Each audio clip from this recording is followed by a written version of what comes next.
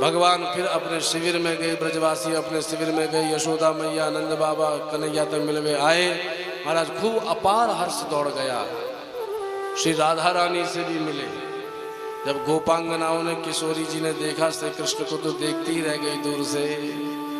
जिस बिहारी को देखने के लिए इतने वर्षों इंतजार किया, क्योंकि आज 100 वर्ष हो चुके थे, 100 वर्षों बाद देख रहे हैं, तो एक टक नजरों से देखने लगी। गोप्यश्च कृष्णमुपलभ्य चिरादभीष्टं यत प्रेक्षणे दृश्यसुपक्ष्मकृतं शपन्ति दृग्भिर्हृदि कृतमलं परिरभ्य सर्वा तद्भावमापुरपि नित्यभुजां दुरापम्। जब एक टक नजरों से देखने लगी कि अचानक पलकें गिरने लगी, तो पलकों के गिरने पर विधाता ब्रह्मा को कोसने लगी कि ये पलकें काहे को इस क्रूर ब्रह्मा ने बनाई, और ये बारंबार पलक से हमारे नेत्रों में अवरोध उत्पन्न कर रहा है। नंदलाल निहार लिए जब ते निज देह नगेह समारन दे, धरि धीरज बोल उठी बरनी पद नीरज कीरज छारन दे। पुत्री कहे सामने से हट जा, असुवन कहे पाय पखारन दे, अरे पलके कहे मूंद ले मोहन को, अखियां कहे और निहारन दे। पलके तो कह रहे कि कृष्ण को इस किवाड़ में बंद करके हम अंदर बिठा ले, पर अखियां तो कह रही है पलक तू हट जा, हम तो निहारेंगी उसे। जैसे अखियां देखती तब तक अश्रुधार बहती है कि अरे हमको तो चरण प्रक्षालित करने दे। भक्तों की ऐसी स्थिति अपने भगवान को देखकर होती है। देखती रह गई प्रभु को, इतने में भगवान की दृष्टि पड़ी, भगवान भी चले आए और एकांत में समस्त गोपांगनाओं से मिले, श्री राधा रानी से मिले, और सब कुछ बोली नहीं पर शिकायत एक ही कर रही है, प्यारे गए थे और परसों आने की कह के आज बरसों व्यतीत हो गए, हमारी याद बिल्कुल नहीं आई। तब भगवान बोले अपिस्मर्थनः सख्या स्वानामर्थ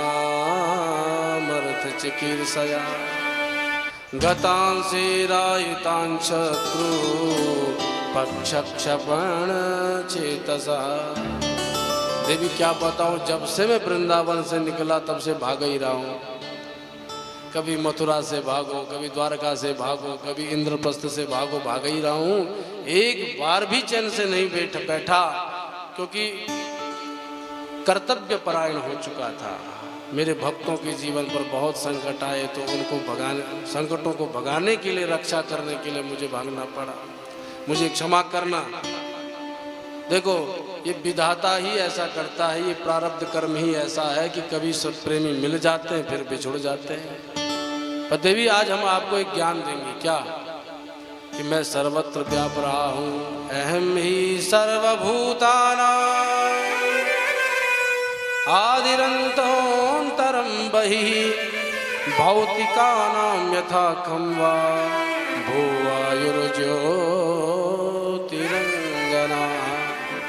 मैं सबकी आत्मा में भी स्थित हूँ, सबके बाहर भी स्थित हूँ, कण कण अणु अणु में विद्यमान हूँ। ईशावास्यमिदं सर्वं यत्किंच जगत्याम जगत, जगत के कण कण में मैं विद्यमान हूँ। इसलिए मुझे कभी स्वयं से पृथक मत समझना।